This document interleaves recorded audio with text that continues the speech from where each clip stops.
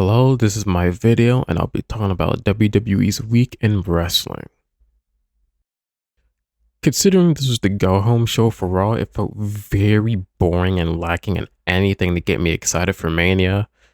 The show starts with a really good Gunther promo where he has that confidence and aggression that was stripped away from him a while ago, and he got quite a lot of boos during this promo too. This is probably the best he's been character-wise during his whole reign, and sadly, he's gonna have to lose at Mania, so. Liv versus Bailey happened after, and it was alright. I've never been high on Liv, and regardless of the people saying that she's improved, she still doesn't do much for me. I will give her credit for that tag match against Bianca and Naomi, though. There's another match after Rey Mysterio versus Julius Creed, which I enjoyed despite some of the fucked up spots. It's great watching the Creeds be athletic freaks and Rey Mysterio still being a wrestling god at the age of 50. But unfortunately, fake Luchador Gable is the driving force of this feud, so he comes out after Julius loses and bodies Rey and Dragon for the second week in a row, so he's absolutely losing that Mania and he should kill everybody backstage after that. Styles sadly wrestles Karrion Kross, who has his old theme and Tron's back, but new tights, which commentary explains that Kross and kayfabe went to the same person who made Styles' gear, because Kross works hard in every aspect in wrestling besides the actual wrestling part, which explains why this match is bare boring. The finish has Kross putting his hands behind his back to eat a phenomenal forearm for the finish, so people on Twitter can analyze this and talk about how underrated he is, then retweet his next 3-minute social media promo. And even worse, Logan Paul, with the one thing that's slightly worse than a camera in his hand, a microphone. We get the same usual bullshit until Styles starts fighting Kross and Paul, then Logan hits his finisher that is way too good for him. Jey Uso came out to go back to having boring promos. He literally says he's locked in, he's crashing out, Gunther is scared, and then says yeet, and that's the whole promo. Last week he was able to somehow grab me and get me interested in him, then he gets fucking butterfingers and loses me almost immediately. It's genuinely impressive. Finn and Penta have a pretty decent match, but Braun comes out and attacks the Judgment Day since they jumped him backstage before the match, causing a DQ finish. And I have less of an issue with the match and the DQ itself, and more of a huge issue with the fact that Dom still feels like a background character like Carlito does. All Dom does for the big go-home show before WrestleMania and his IC title 4-way match is distract Penta during his match, sneak attack Braun a bit, then eat a spear. If you want me to understand Dom being in this match, don't make him a lackey so close to the biggest show for the company.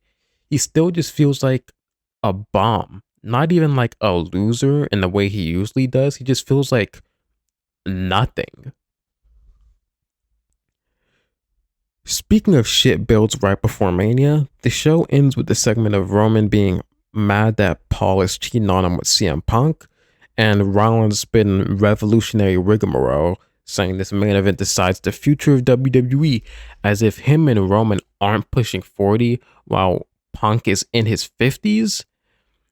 This feud has strayed so far away from being pure hatred to Roman being jealous that Paul likes Punk. Punk in his Mania main event handed to him, so he just wants to be friends with Paul now, despite saying he was here to make money, not friends, and Rollins seeming like someone's conspiracy theorist uncle, just saying random bullshit while everyone ignores him because he's family, so they don't want to confront him.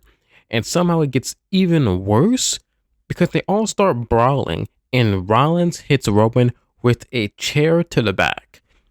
And Cole literally says, "The Shield chair," on commentary, as if we're all toddlers and need everything explain it to us.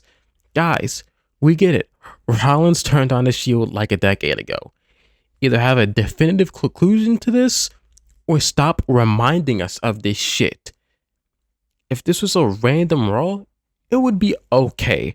But the fact that this is the final Raw before WrestleMania, this shit is awful. I'm gonna be so honest right now. I can't be paid to give a shit about weekly NXT TV. Unless I actually enjoy the show, I just won't be forcing myself to review it because I have no real thoughts watching the show anymore. All the people I enjoy aren't really doing shit, and all the people I don't enjoy are being pushed. So I'm just not doing this shit no more. SmackDown. The matches weren't great and nothing interesting really happened for any of the people heading into WrestleMania. Rollins starts with a promo saying Punk is only here for the money and not the fans, referencing AEW once again. I liked when he started talking about the Shield and how much he sacrificed at last year's Mania, saying Punk and Roman don't know anything about that. I just can't get with Rollins being this WWE super fan, talking about how when Punk came back, he went to AEW and not WWE, as if the reasons he didn't go back to WWE first weren't very obvious, aka Vince. The first match was the Andre the Giant Memorial Battle Royal, and it was surprisingly good. The first half is the usual Battle Royal bullshit, but the later half was pretty fun, and the last four were Nakamura for some reason, Phoenix, Mello, and Andrade, which ends up having Mello win the whole thing. The right people were in the end, as when Nakamura got eliminated, the little bout between the three were fun, but sadly, Lucha Gable had to intervene and cost Phoenix a match because Gable got eliminated by him earlier in the match. They then ran back Mello versus Andrade a little bit, which was fun to watch. I don't know if I should be happy for Mello because this is a very here nigga damn moment considering no one ever does shit after winning this battle royal, but a man can hope. There's a segment of the women's triple threat coming out to the ring one by one to talk, but Jade and Naomi come out too. Not much to say, they didn't really talk about anything, and the only real thing that come out of this is Io moonsaulting on everyone that they brought on the outside. Motor City Machine Guns versus Profits was an okay match, but DIY came back to cause a DQ and run away with the tag titles because they definitely should have held them off the Mania card for this. Aldis ends up getting the titles back from them backstage and announcing a TLC match for the titles next week. And the crowd ended up booing when he said next week, which is really funny. Literally, the only person who doesn't think this match should be on Mania is Triple H. Randy has a small promo just saying that he wants anyone to come out and face him at Mania. Chelsea and Zelina have a very short non-title match that Zelina just randomly ends up winning clean. I have no idea what's going on in this feud, but it smells bad. Speaking of shit that smells bad, Solo Sikoa is wrestling, and his opponent is LA Knight. And it's as you expect from Solo Sikoa, it's not great. But Fatu causes a DQ finish, which makes Braun come out for the save, and all this comes out to make it a tag match. The tag match isn't much better than the singles, but it's not awful. American Made versus Phoenix, Mysterio, and Lee, which was made official after a backstage segment earlier in the night. Quite the enjoyable match, as everyone in this is very talented, but sadly Mysterio is injured in the match, leaving him sitting it out as Phoenix and Lee win it for them. I could go on about how good everyone in this is, as I love watching them wrestle. Still hoping for Lee and American Made to get an actual good push after this feud. And sad that Mysterio had to end up getting injured right before his Mania match, but it is said that Phoenix will be replacing him, so it should still be a good match regardless. SmackDown ends with another promo exchange featuring Cody Rhodes and John Cena. They literally have no other way to build up this feud, man. It was cute the first time, cool the second time, now you're just pissing me off. The crowd ends up booing Cody quite a bit in this promo until the end, which is really funny.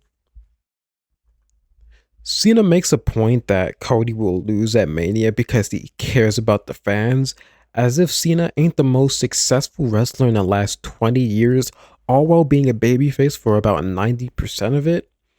My issue with this feud is that it just feels petty.